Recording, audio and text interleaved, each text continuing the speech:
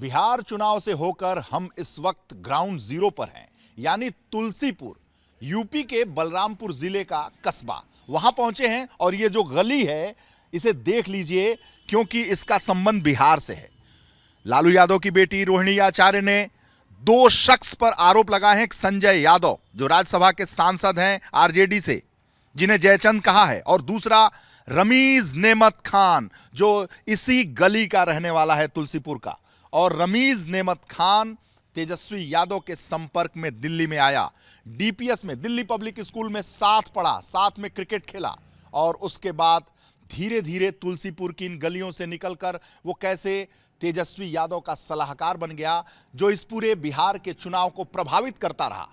घर में फूट पड़ा, जयचंद कहा गया। तेज प्रताप यादव ने दो लोगों को जयचंद कहा, रोहिणी आचार्य ने भी उसे जयचंद कहा। तो रमीज नेमत खान कहां का रहने वाला है, क्या करता था, क्या बैकग्राउंड है, किसका बेटा है, कहां पला बढ़ा, ये सब जानने के लिए हम उसके गांव, उसके घर, उसके गली में पहुंचे हैं और ये जानेंगे यहाँ के लोगों से बात करके कि आखिर उसका बैकग्राउंड क्या है। मुझे जो जानकारी है, उसके पिता जामिया मिलिया इस्लामिया में प्रोफेसर थे और वो वहीं रहता था, लेकिन यहाँ के पूर्व सांसद, पूर्व विधायक, 3 बार के विधायक, 2 बार के सांसद, बड़े नेता रिजवान जहीर का वो दामाद है और यहीं से उसकी राजनीतिक यात्रा शुरू होती है। अफरोज भाई जो हमारे साथ हैं बताएंगे, आपके पड़ोसी, आपकी गली का रमीज नेमत खान बहुत नाम कमा गया भाई, क्या कहना चाहेंगे? रोहिणी आचार्य ने आरोप लगाया, तेजस्वी, आरजेडी, पूरा बिहार, ये रमीज रमीज रमीज क्या है भाई? जी शुक्रिया आपका। ये रमीज, ये हमारे ही मोहल्ले का, कुछ दूरी पे इसका घर है, यहीं का रहने वाला है। इसके फादर, ये लोग सारे यहीं के रहने वाले हैं, आसपास ही। और ये कुछ नहीं था, इतना नाम जो हुआ है इसका, कहीं कुछ नहीं, हमारे यहाँ, हमारे मोहल्ले का लड़का था। और ये रिजवान के यहाँ इसकी शादी हो गई उनकी बेटी से। उसके बाद से ही ये थोड़ा चर्चा में आना शुरू हुआ। इसने अपना वर्चस्व तुलसीपुर में बनाना शुरू किया। यहाँ पे उसकी वाइफ ने 2017 में चुनाव लड़ा, उसमें हार गई। फिर 2022 में चुनाव लड़ा, उसमें हार गई। 2017 में सपा कांग्रेस के गठबंधन में वो कांग्रेस की प्रत्याशी थी। हाँ, कांग्रेस की प्रत्याशी थी और वो चुनाव लड़ी, जिसमें हमारे भाई साहब ने वो उसकी चुनावी कैंपेनिंग संभाली थी। अच्छा जी। और 2022 का चुनाव था विधानसभा का, उसमें वो इंडिपेंडेंट चुनाव लड़ी, उसकी पत्नी। मैं बता दूं, 2022 आते आते मेरे भाई साहब भी विधायकी की दावेदारी उन्होंने करी। हाँ। सपा से उन्होंने टिकट मांगा। इसकी बेटी ने भी, रिजवान की बेटी ने भी टिकट की दावेदारी करी। रिजवान खुद अपनी बेटी को लड़ाना चाह रहे थे। हाँ। जिसमें ये रमीज उसका पति था ही, तो ये भी अपनी जो भी उसकी भूमिका थी वो निभा रहा था। इसको ये लगा कि ये फिरोज पप्पू जो है, हमारे भाई का नाम फिरोज पप्पू है, ये चुनाव अगर लड़ गया तो ये बड़ा नेता हो जाएगा। मैं तो रिजवान जहीर का दामाद हूँ, मेरी पत्नी का तो कैरियर ख़त्म हो जाएगा।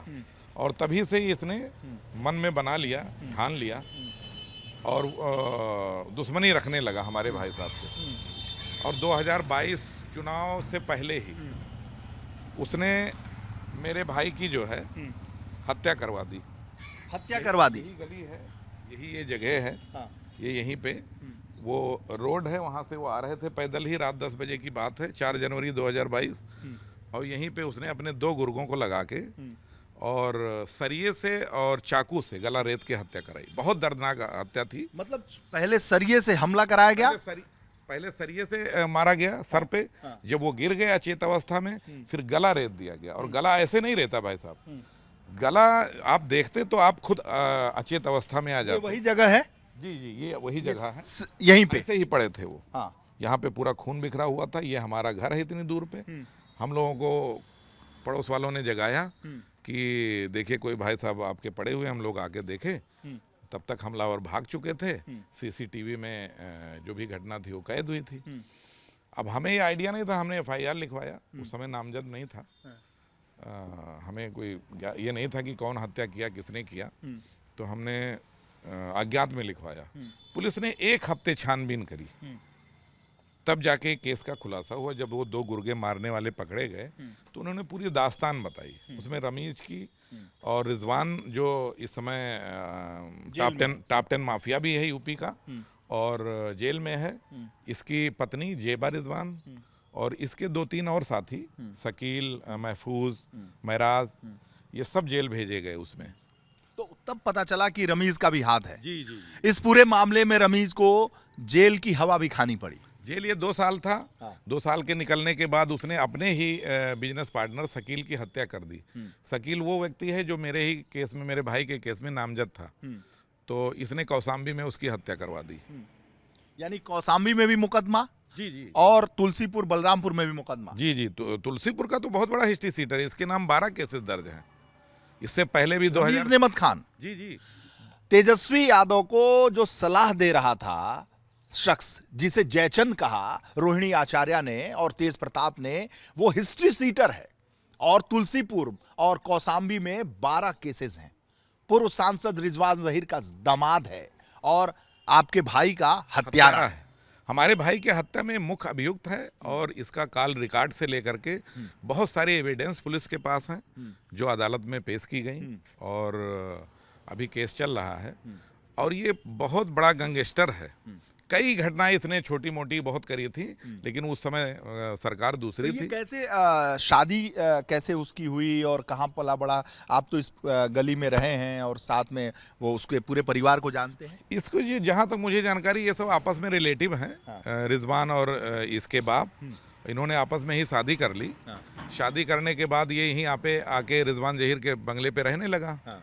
और तभी से अपना यहाँ से गुंडागर्दी और माफियागिरी और चरस गांजे का तस्करी तो बहुत। उसका जो उसके पिता जो हैं वो जामिया मिलिया में प्रोफेसर। जामिया मिलिया में प्रोफेसर हैं। यही तो ताज्जुब की बात है कि एक इस तरह के प्रोफेसर का लड़का इतना बड़ा गैंगस्टर। ये तो तेजस्वी को सोचना चाहिए। हाँ। कि एक गैंगस्टर को रख के तो वो। ये डीपीएस में साथ पढ़ते थे। जी जी। ये डीपीएस में साथ पढ़ा, उन्हीं के साथ क्रिकेट खेला। हाँ। और तभी से ये उनके संपर्क में था। और कुछ दिनों बाद जब यहाँ सफल नहीं हुआ चुनावी माहौल में या चुनावी राजनीति में, रिजवान जहीर की भी करियर खत्म हो गई, बहुत सारे चुनाव ये लोग हार गए। फिर यहाँ से वो भागा सड़ लिया बिहार में। बिहार में तेजस्वी के यादव का इतना करीब हो गया कि अब वो वहाँ चाणक्य कहलाता था। और चाणक्य, उनके चाणक्य ने जो उनका हाल कर दिया वो आपको पता है। 75 से 25 पे आ गए। तो जब ये यहाँ की राजनीति में दखल देना शुरू किया, जब उसकी पत्नी 2017 में लड़ी और 2022 में भी वो चुनाव लड़ी, तो इस दरमियान एक बार जिला पंचायत अध्यक्ष का भी चुनाव हुआ था जिसमें उसकी सास लड़ी थी, चुनाव लड़ाया था, आगजनी हुई थी, बहुत बवाल हुआ था। आखिर क्या था वो? ये 2021 पंचायत चुनाव का मामला है। रिजवान जहीर अपनी बीवी को चुनाव लड़ा रहे थे और हमारे भाई साहब अपने एक दोस्त को लड़ा रहे थे जो उनके साथ रहता था। तो इसकी रिजवान की बीवी जिला पंचायत सदस्य का चुनाव हार गई और हमारे भाई साहब का साथी जो था वो चुनाव बहुत अच्छे वोटों से जीता। वहीं से इसकी अदावत शुरू हो गई। इसने कई बार धमकियां भी दी फ़ोन पे। रिजवान ने भी धमकियां दी हमारे भाई साहब को, जो कि ये चुनाव से हट जाओ नहीं तो तुम्हारा मर्डर करवा देंगे। इस तरह की कई बार धमकियां उनके फ़ोन पे आई थी जो वो अपने रहते हुए बताते रहते थे। उसके बाद 4 जनवरी 2022 को इनकी हत्या ही करा दी इसने। रिजवान और जेबा ने मिलके और रमीज़ ने अपने 2 गुर्गों 3 गुर्गों के साथ मिलके हमारे ही घर के कुछ ही दूरी पे हत्या करवा दी। उसके बाद से बहुत सारे केसेस इसने करे, बहुत घटनाएं घटी, अपने साथी की हत्या करी। और फिर ये गैंगस्टर, ये यूपी से भगोड़ा घोषित है। यहाँ पे तो इसका वारंट चल रहा है, पुलिस इसको भगोड़ा है जी, इसको पुलिस ढूंढ रही है। ये भगोड़ा वारंट है इसके। बिहार में सलाह दे रहा है। अब बिहार में सलाह दे रहा है। मुझे तो ये बड़ा ताज्जुब है कि लालू का परिवार इतना बड़ा राजनीतिक होने के बावजूद भी ऐसे गैंगस्टर से राय लेकर के वो चुनाव लड़ रहे हैं। उसके बाद मुख्यमंत्री बनने का सपना देख रहे हैं। मुझे तो बड़ा दुख हो रहा है कि ये लोग आखिर इसके बारे में छानबीन भी नहीं किए। 24 घंटा उसके साथ हेलीकॉप्टर में घूम रहा है। इतना बड़ा गैंगस्टर और अपराधी जो यहाँ पे टॉप 10 माफिया में घोषित है।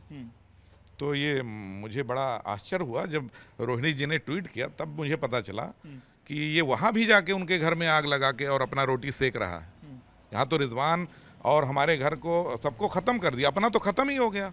हमारे बड़े भाई साहब की इतनी जघन्य हत्या इसने करी कि पूरे इलाके में वो दहशत था भाई साहब कि 6 महीने लोग घर से निकलने सोचते थे। जी, ये कंडीशन थी। ये खूंखार अपराधी, बहुत खूंखार अपराधी, तेजस्वी यादव का सलाहकार, बहुत, जिसको जितना भी कम कहा जाए कम। तेजस्वी यादव का चाणक्य। देखिए यूपी में ठिकाना नहीं अपराधियों का, नहीं तो अब तक तो इनका टिकट जब नास मनुष्य पर छाता है पहले विवेक मर जाता है। आरजेडी की जो हार है जी, उसके पीछे ये है। अब यही ऐसे ऐसे चाणक रहेंगे तो आरजेडी तो शून्य पे पहुंच जाती। इसको जाना चाहिए, वो तो 25 सीट पा गए, ये ऊपर वाले का शुक्रिया करें। लेकिन ऐसे ही चाणक अपराधियों को रखेंगे और उससे सलाह लेंगे, उसको साथ लेके चलेंगे तो बिहार में जंगल राज नहीं तो और क्या होगा। बिहार में जंगल राज नहीं तो और क्या होगा। ये तो वहां की जनता को मैं बधाई दूंगा। आचार्य ने बोला, ट्वीट किया, तब आपको लगा कि अरे ये तो पहले आपको पता था कि ये वहां सलाह दे रहा है, चाणक्य है और तेजस्वी का इतना करीबी है? ये आपको सच बताऊं कि ये मुझे पता था कि ये जाके वहीं छुपता है। जब पुलिस इसको ढूंढती थी तो पता चलता था ये बिहार में है। अब बिहार में तेजस्वी के यहाँ है। पुलिस जो है कई बार कोशिश भी करी, लेकिन ये भी उस समय सत्ता में थे, तो जो भी बच बचाव अपना करके। और उसके बाद जो है ये वहाँ से जैसे ही यहाँ से जेल छूटता था वो जाके बिहार में ही शरण लेता था। अभी जल्दी हाल ही की घटना आपको एक चौंकाने वाली बता दूं कि यहाँ पे मुकदमा चल रहा था एक मामले में, जिला पंचायत चुनाव में इसने झगड़ा किया था। 2307 और कई केसेस लगे थे। उसको मैनेज करने के लिए अदालत में जो एक आम चर्चा यहाँ पे है, इसने 5 करोड़ रुपए ला करके जजों को मैनेज करने के लिए दिया। वो 5 करोड़ कहाँ से आए? उनके टिकट बेचे जा रहे थे वहाँ। भाई बातें खुल जाती हैं, दीवारों के भी कान होते हैं। तो इस तरह का काम वहाँ करके उनको भी तबाह कर दिया। तो उनको तो इस बात को संज्ञान लेना चाहिए और इसको जितना जल्दी हो सके उसको वहाँ से करें, नहीं तो खुद बर्बाद हो जाएंगे। ये है। कुछ और लोग हैं, उनसे बात करते हैं। भैया, आप इसी गली के हैं, रमीज को क्या जानते हैं? रमीज को जानते हैं, रमीज उसको जानते हैं। उसका करियर बहुत खराब है, आपराधिक किस्म का इंसान है वो। उसका उलूल जुलूल काम है, ये सब करता है वो। हमारे चेयरमैन साहब का भी उसने हेमंत करवा दिया। रमीज नेमत जो है सांसद रिजवान जहीर का दामाद है और जेबा रिजवान के पति है। और वो जो है यहीं उनके यहाँ रिजवान जहीर के यहाँ रहता था। और चेयरमैन साहब के मर्डर में उसका बहुत बड़ा हाथ था। हाँ, पूरा जो है षड्यंत्र उसी ने ही रचा था।